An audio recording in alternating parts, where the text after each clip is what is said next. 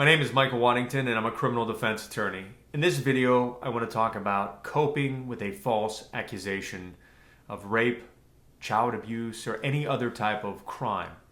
It can be a very devastating thing to go through the process of being falsely accused. Some people have that threat hanging out there over them for many years, where they get a threat that I'm going to accuse you of doing something you didn't do, and you don't know if that person, that girlfriend, that wife, that person you went out with one time is going to make the allegation or not. So you could literally live in fear for years. If that's the case, what you need to do is document everything that you can.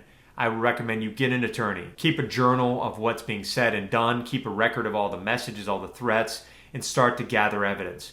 There's nothing more difficult in terms of defending allegations of sexual assault than to defend an old case. All the evidence is gone and the deck has basically been stacked by the government. They have all their stuff lined up and then you get ambushed without anything to back up your side of the story, and it's 4 or 5 years ago. Because how do you disprove that something happened 4 to 5 years ago? If I were to say to anyone watching this, 5 years ago, while you were at, you named the hotel, you touched a woman's breast in an elevator. We could be in a tough situation. There's this idea that you got to always believe the victim. That's what they're teaching out there. So if you're being falsely accused and you have some sort of a heads up that it may happen, document it, or you can preempt it in certain ways. I don't recommend you preempt anything unless you talk to a lawyer and really talk through your options. So someone who's very specialized in your area in this field, talk to them before you do anything. Then there's the ambush types. If you're out of the blue, you're sitting there and boom, somebody from either a day ago or 5 years ago was saying, hey, this guy sexually assaulted me and it happened at this date at this time. That can be a shocking event because you have no heads up that it's coming. In those situations, again, you need to immediately get an attorney and start documenting everything you can. Preserve your phone, text messages, records. Don't be half-hearted about it. Be like, oh, the police will find out the truth. No, they won't. If someone says they're sexually assaulted, they're going to try to find evidence to prove that the person was sexually assaulted. They're not trying to find evidence that they were not sexually assaulted. That's not how it works in this modern world. So you also need to consider talking to someone that can offer you mental health treatment. My advice is this: don't go to the company physician. Like if you're a police officer, for example, or you're in the military, don't go to the local doctor or psychologist that works for your employer. I would recommend you go to someone that has strict confidentiality with you, and that would include people in clergy. So you might be talking to your pastor. Some pastors do not have confidentiality. A Catholic priest, for example, does have confidentiality. A pastor at a local church may or may not. Okay, so before you talk to someone, make sure that the person has confidentiality and talk to a lawyer before you do that. We've had many cases where our client says, I've been telling my pastor and his wife and our church group all these things. It's in the church setting. They promised me it would stay here, wouldn't go anywhere. And next thing you know, guess who's a witness?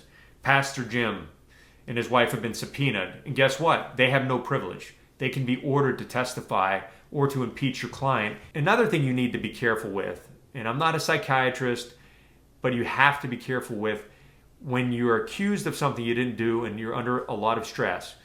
Make sure you go to see someone that can help you out and advise you. And a lawyer can help alleviate some of the stress, and so can a solid game plan and a proactive plan. But if you're seeing a psychologist, psychiatrist, be careful when you're taking substances, okay? We've had many people who start off very high speed, very proactive. They're having anxiety, which is natural. And next thing you know, they're on so many drugs that they're of no use to us. They're no help to us. Their memory starts fading because they're on so many drugs, some of which are interacting with each other. And then I have in court a client who's like a zombie sitting next to me, unable to even function in his own defense. You're going to be anxious and you need to deal with it in a professional manner, but just make sure you're not overdoing it with the chemical substances. And that includes alcohol. Alcohol can be a problem when you're undergoing the stress. People that are not generally used to drinking alcohol or that don't drink a lot can become severe alcoholics while undergoing a false allegation. Quit the alcohol if you're undergoing an allegation. I'm saying that seriously. Everything you do is going to be scrutinized, and we need you to be in the game. Mentally, physically in the game. Physically strong, physically fit, mentally capable of helping us. The last thing I need when I'm defending someone is for them to show up having gained an extra 35 pounds, especially if the person is in the military and the person's whacked out on a bunch of psychotropic drugs and they're mixing it with a fifth of Jack Daniels a night and they stop doing PT and exercising. Which leads me to my next thing. Your friends are going to leave you. A lot of the people that you consider friends are going to leave you. But I'll tell you this, if the person is your friend, they're not going to leave you. And that's how you find out really who your friends are. If you're facing a false allegation and you find that all the people that you used to drink and hang out with no longer want to talk to you, remember that. Those aren't your friends, okay? You're going to get a real wake-up call. And I tell this to my clients all the time. These people were your drinking buddies. They would come to your house, drink all your booze, tell jokes, slap your back, be your buddy. But there's not someone that would even back you up in a bar fight, let alone any court battle. Because the moment that an allegation came down, they shun you. They treat you like you're inhuman. They treat you like you're guilty. They don't want to hear it, or they're very patronizing to you. Like, okay, John, we know you're innocent, but for now, we're going to cool things off. If someone's your friend, they're your friend. Some people won't even speak up for you if someone's talking bad about you. Do you think they're going to come and defend you in a court case and be there to get your back? No. They don't even have the moral courage to stand up and be like, no, Johnny's a good guy. I don't appreciate you talking about him. If they don't have the courage to do that, they're not going to get your back. So keep that in mind. And if there's someone who's always gossiping about other people, probably they're gossiping about you behind your back. And there will be friends like that you have out there. You just got to find them and just understand right from the get-go that most of the people you associate with aren't those types of friends, and they will throw you under the bus faster than you can imagine. And when you get the case file, often those people are making statements against you, people that you thought were your friends, which loops me around to what we were talking about earlier. It's going to be psychologically, physically draining, very demanding on you to stay focused on your case. You need to get hooked up with someone who has a lot of guts and moral courage in terms of lawyers and friends and investigators and whoever else you need to try to fight your way out of the situation. You need to be able to rely on someone and trust them that they have the guts to fight your case out if necessary. Not someone who treats you like crap and makes you feel bad every time they talk to you. You should be vigorously defended because that's the lawyer's job. One thing that pisses me off is lawyers that'll take your money in a second, tell you what you want to hear, and then when it comes time to defending you, you get the feeling that they're looking down on you. They don't really want to fight for you. They don't have a plan to fight for you. They're just someone who's a coward, someone who's not really a fighter.